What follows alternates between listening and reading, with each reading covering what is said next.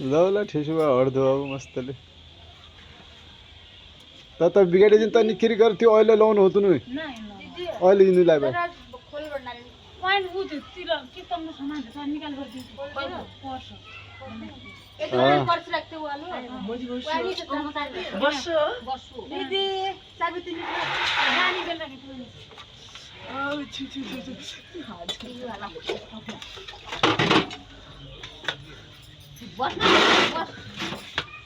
हल्दा बेले लिया ना हाता हल्ने सट्टा हल्लाको अन्त ताम के हो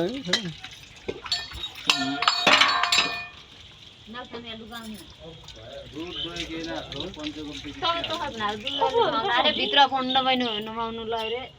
होइन मामा त घर त बाहिर नुहायो गुरुजीले हो त्यसो गुरुजीको आज्ञा पालन गर्दै त